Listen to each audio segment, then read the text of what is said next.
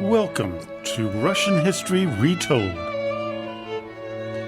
episode 299, an interview with Professor Simon Miles, author of Engaging the Evil Empire. Our guest today is Assistant Professor of Slavic and Eurasian Studies and History in the Sanford School of Public Policy at Duke University, Simon Miles. His first book, Engaging the Evil Empire, Washington, Moscow, and the Beginning of the Cold War, explores the root causes of cooperation between two adversarial states, the United States and the Soviet Union, in order to situate the peaceful conclusion of the Cold War in a broader international context. Welcome to the podcast, Professor Miles. Thanks for having me, Mark. As my listeners know, my family had a very deep history in kind of an anti-communist thought process. And, my first visit to East Germany was in 1970 when my father and I went to East Berlin to visit some relatives who were on the other side of the wall. We saw the difference between West Berlin, where my grandfather lived, and my other relatives in East Berlin. And we saw the kind of as my father would put it, it was trist, very sad, kind of depressing. And I noticed there were still bullet holes in the walls of East Berlin, but that no longer exists today. And what we saw also, they also know that my history professor, Dr. Paul Avrich, in 1976, told our class that the Soviet Union had less than 20 years left before they would dissolve. We thought he was crazy.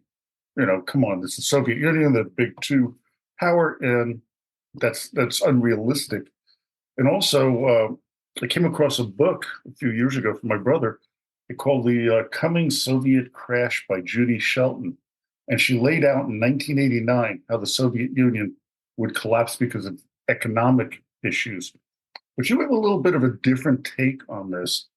And in your book, you tracked key events in the U.S.-Soviet relationships between 1980 and 1985. And can you comment on why that 5-year period was so crucial in diffusing the Cold War? Yeah, I was drawn to that period really because there was this puzzle for me when I thought about the history of the Cold War. And the basic puzzle was, how did we get from the collapse of US-Soviet détente, right? Definitely sort of definitively dead in Afghanistan and when the Soviet Union invades in late 1979, but probably, in its palliative care for the preceding few years as well during the Carter administration. How do we get from that low state of relations between Washington and Moscow to kind of this textbook case of adversaries putting aside their differences and cooperating that is the common perception of US-Soviet relations at the end of the Cold War? And I say, textbook case kind of with tongue in cheek, because literally in textbooks, in international relations textbooks, this is a common illustrative case study of Reagan and Gorbachev, and then Bush and Gorbachev sort of cooperating, getting huge arms control deals done. U.S. government frequently, especially in the last years of the Soviet Union, providing much more support for Gorbachev than he could find at home. So that was the question, is how do we get from this story in the mid to late 1970s of the end of détente to this late 1980s story of Washington and Moscow, Reagan and Gorby, sort of walking practically arm in arm across Red Square. And so that was what really drew me to this first half of the 1980s period, because it seemed to me that something had to have happened during that time that explained this transformation. Something like that doesn't just come up sort of out of thin air. And that was striking because at the same time, the common story of the early 1980s is a pretty scary one.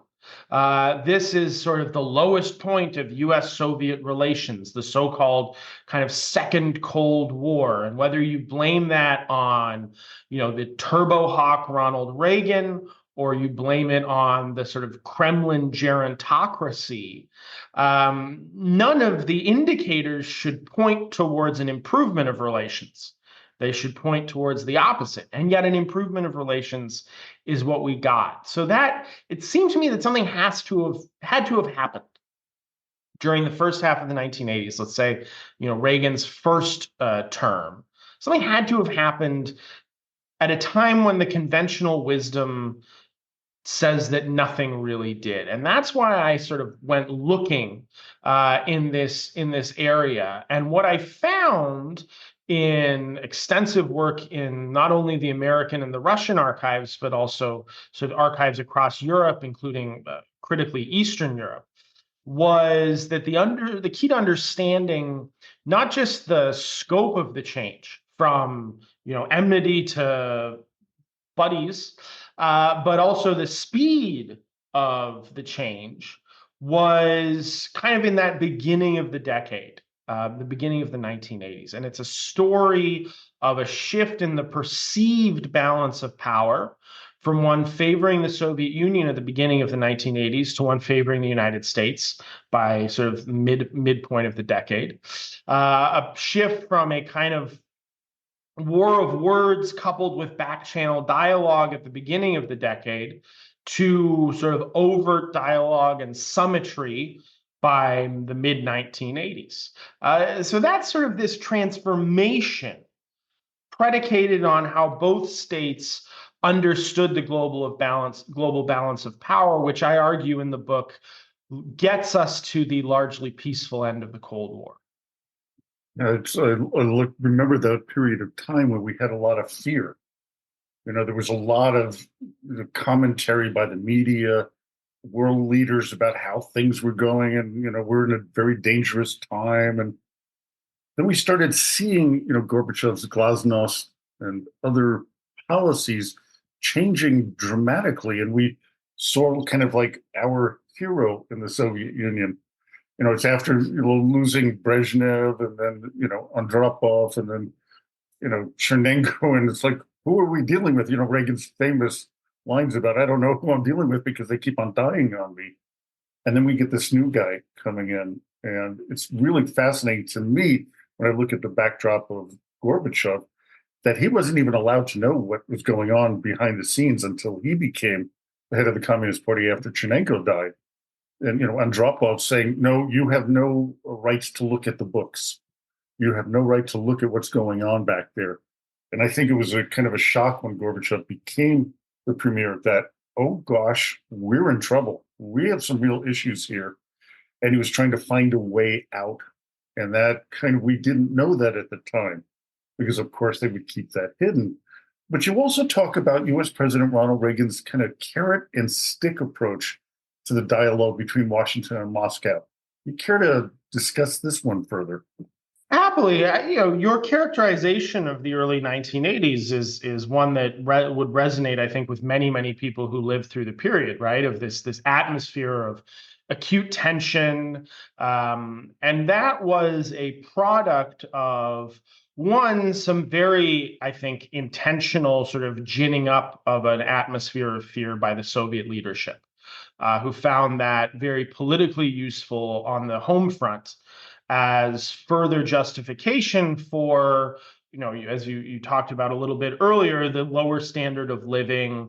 This is why so much of the economy needs to be devoted to heavy industry above all the military industrial complex, because we sort of live in this very dangerous world. And if we're not prepared, then, we're going to get caught by surprise. And at this point, the early 1980s, we're 4 decades after the last time the Soviet Union was caught by surprise, Operation Barbarossa, Adolf Hitler and Nazi Germany's invasion of the USSR in the summer of 1941. That sort of fear of surprise is, well, let's be honest, a hallmark of national security leaders, right? That's a pretty sensible outlook, generally speaking. Surprises in national security tend not to be good news. Much less confetti and balloons, much more horrific crisis.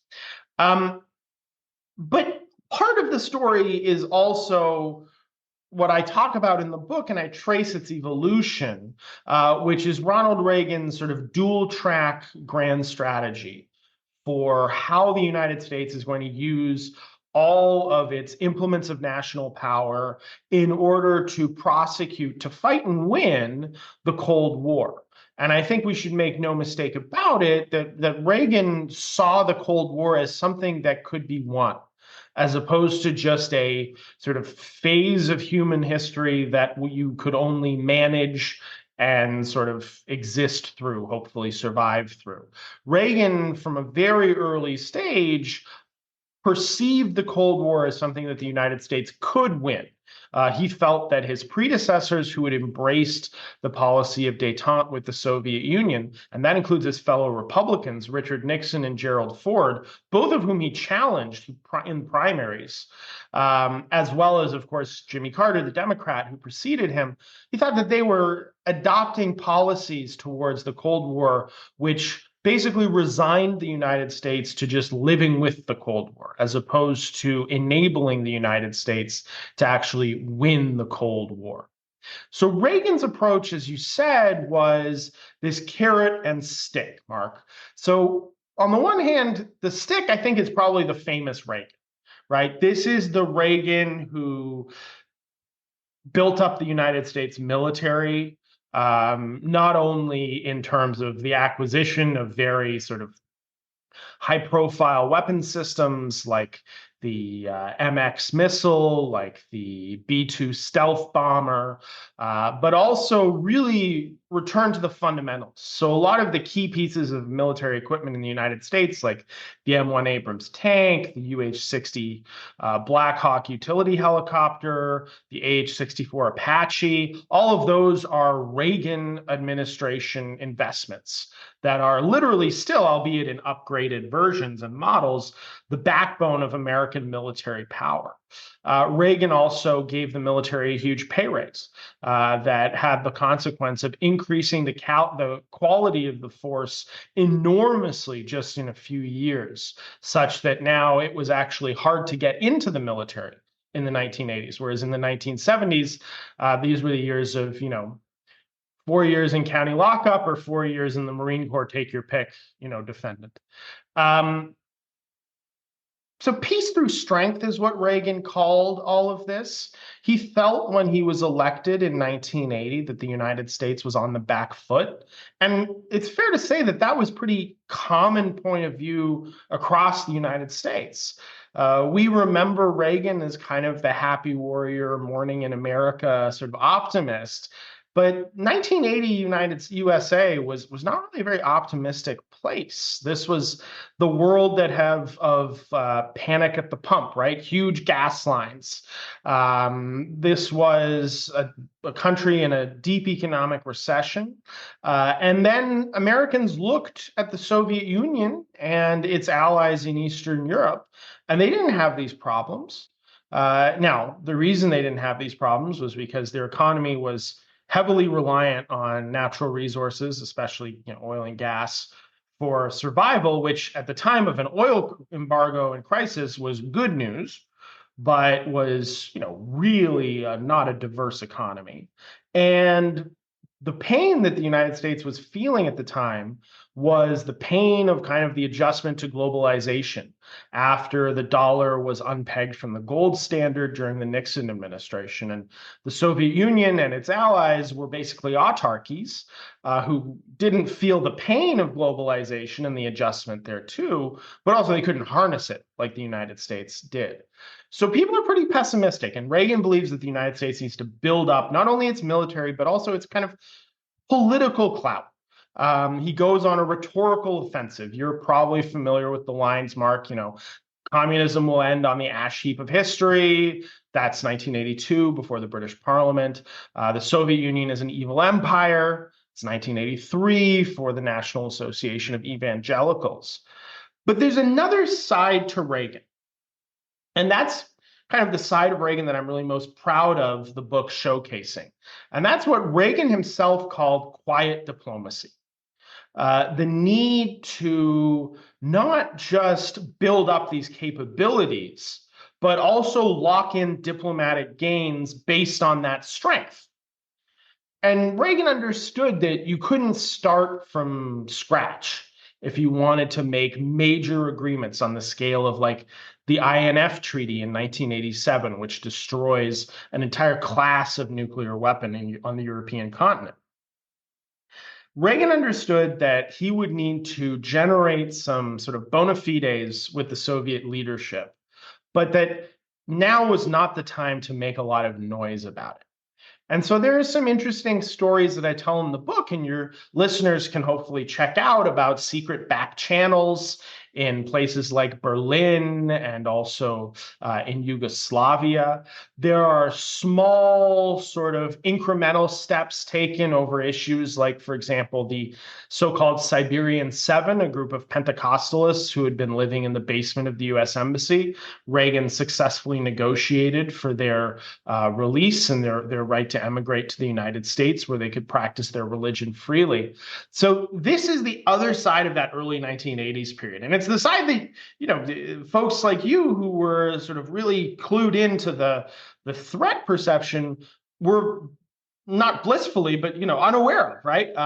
That because it was very intentionally being kept quiet by the Reagan administration, because that perceived American balance of power was so low in both quarters, the Washington and Moscow, it didn't seem to American policymakers that the time was ripe to go public. That changes in 1984 and 1985, and of course goes full on in the later years of the decade. Yeah, it's fascinating that remembering that period, and so many of my listeners do remember it, and some, of course, don't. They were born afterwards. But it was a period of fear, a period of malaise within the United States. As you mentioned, with the gas shortages, that's one of the things that we see today. Russia right now would like to have the price of gas way up there in oil because that fuels their economy. Under Gorbachev, it did too. But his changes were like trying to get people to stop drinking all that vodka, which turned out to be one of the major sources of revenue, the taxes. For the state.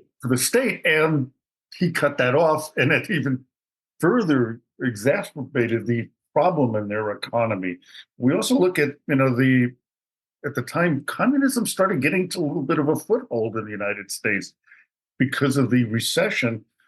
And they also remember that during the Depression of the 1930s, Soviet Union wasn't affected really because they were detached from the economics of the whole globe. And again, in the 1980s, the same thing happened. So people were starting to go, maybe they have a system that's better. And Reagan wanted to fight quite a bit against it. And his rhetoric was very strong. And I know my parents, who were so anti-communist, were so enamored of him and his policies. They only focused on the bad things that were going on there, and they did not focus on the positives. But lastly, you really move away from a Washington-focused discussion in your book. And I got to tell my listeners, this is a book that's very approachable. Some of the others we've talked about, were a little bit more scholastic in nature. And, this one, we really can see some emotion behind what was going on. And it is available in paperback, I might add, as of March 15th. But most historians, talk about this Washington focus, and they don't talk about the back channel communiques as you did, and the internal strategy debates in Moscow, as well as Prague, East Berlin, and what was going on in Warsaw, with the Poles starting to, rise up and neglect their power in Moscow and just say, no, we are independent now, and it started crumbling. You care to discuss that back channel? Yeah, I'd love to. So when I started writing this book, I sort of had two kind of twin North Stars, if you will. And so one was, I think this is such a fascinating topic. I wanted to write a book that was approachable, that someone who was not sort of a historian, but who was interested in history could read. That was always a big part of my goal here was to write something that, maybe wasn't necessarily going to be sold at like the airport, like easy, quick, fast page turners to get you through a flight, but something that anyone who cared to could get into. That was really important to me, and I'm grateful that you feel like I succeeded in that front. The other thing that I was really adamant about was not just writing a history of American foreign relations. One, this is like Newton's law: every action has an equal and opposite reaction. And so it seemed to me that if I was going to try to understand what happened during that first half of the 1980s with all the puzzles it presented, that I needed to ask that question in Moscow, not just in Simi Valley, where the Reagan Presidential Archives are, or the various other archives in the U.S. that I visited. And so I spent quite a bit of time working in the Russian archives in Moscow, which were actually quite open on a lot of the issues that I was interested in during the last years of Brezhnev and the Andropov, Chernenko, and Gorbachev years. But this is still very recent history. And so as I was kind of bumping up into walls in US and Russian archives alike, I worked out that I could basically do a little bit of what I called researching through the back door. And this was especially really valuable in the archives of former Soviet allies in Eastern Europe that had now made the transition to democracy.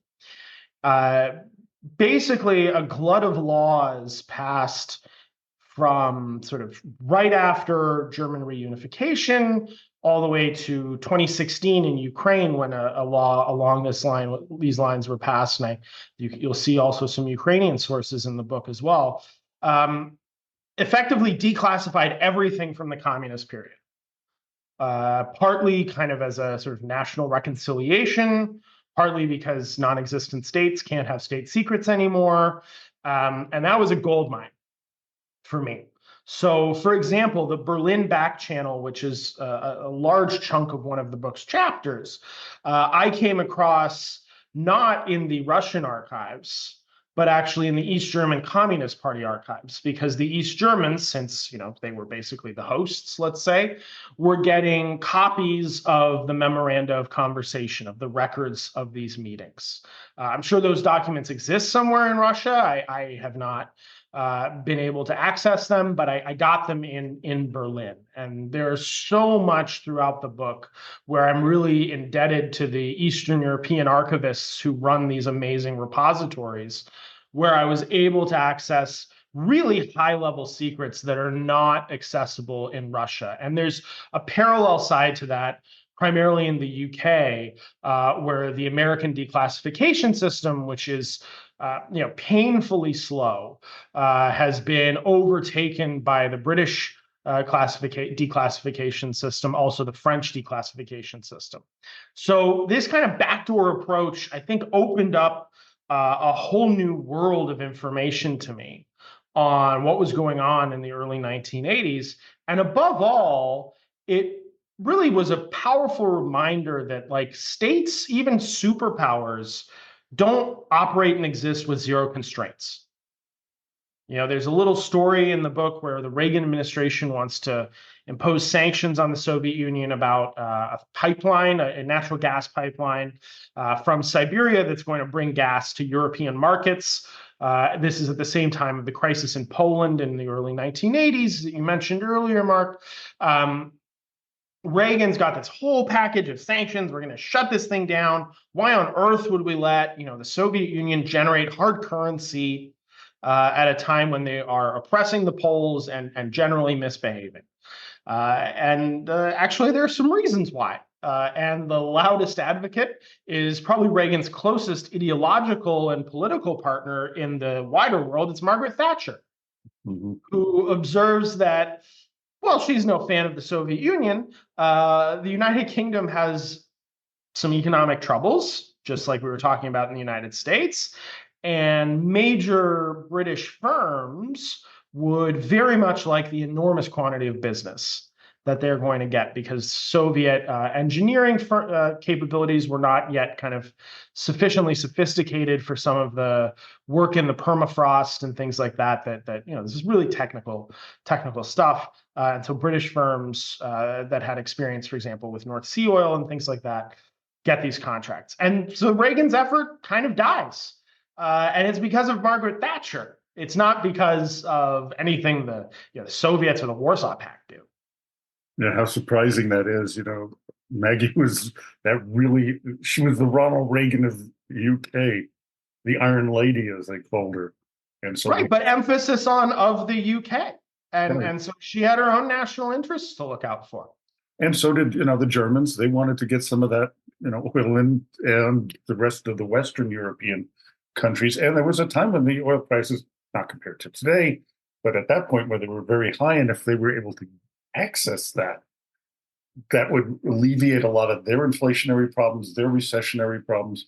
So economics usually does trump politics quite often, as we see in today's world. And we see it right now with the way our governments are now challenging Russia and not allowing them to get as much financial benefits from dealing with the West because of their invasion of Crimea and then of Ukraine and continuing on. And now the new evil empire, the Russians, we kind of abandoned after the collapse in 1991. I had a couple of episodes where I talk about why is this adversarial issue going on with Russia? Because in 1991, we just said, okay, you deal with it. You become democratic. You become capitalists, and we abandoned them. We didn't give them any aid. We gave aid to like the Czech Republic and Poland and all the other Eastern Bloc countries, but we failed to do anything for the Russians. And they were actually wanting to have a good relationship with us. But then that kind of collapsed because they felt abandoned. And I think there was that rapprochement that Reagan did, in the back channels, which he put out very, eloquently in the book. And I also want to tell my listeners that the book is available. I'll have a link to it in the notes. You can find it at, an Apple and wherever you get your podcast, Spotify or whatever, so they can link to the book. Because I found it to be an incredibly great read. I was pretty enamored of it. I just had a little vacation where I was able to read a little bit more about it. And it was just fascinating to see the things that I didn't know about that period of time. And I've, researched it quite extensively, my library, and it's very different from what I saw many of the other historians like Zuboff, who, talks about the collapse of the Soviet Union and how he really, looked at this adversarial thing and the Star Wars with what Reagan promoted with his military that actually wasn't as big as we think it was. And, there's so much else that went on. I really appreciate your coming on to the podcast and really tell my listeners, you've got to get this book. This is really fascinating. If you want to know more about that period of time and what happened with, the U.S.-Soviet relationship, the end of the Cold War, and then eventually the collapse of the Soviet Union.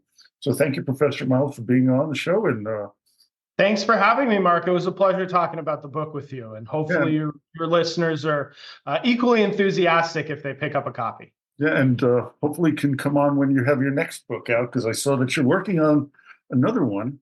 I don't know if that's still the case when I looked at your bio on Duke University site.